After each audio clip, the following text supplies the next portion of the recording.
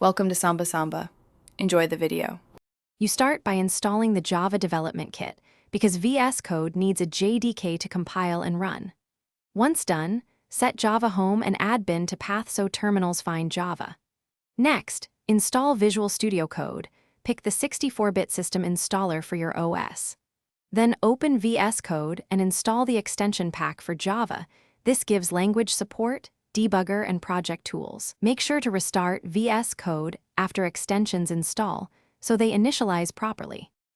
Once VS Code is ready, create or import a project using Maven or Gradle so dependency management is consistent.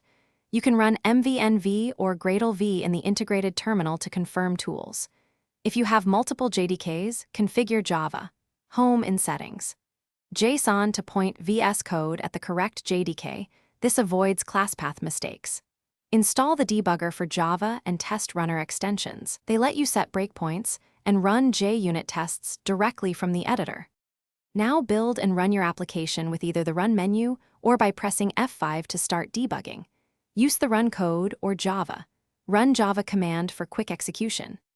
Pay attention to the Problems panel for compilation errors and unresolved dependencies, because those tell you what to fix next.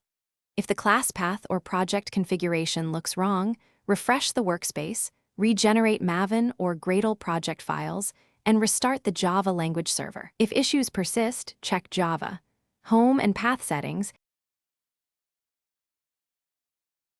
Thanks for watching. Consider subscribing if we helped you.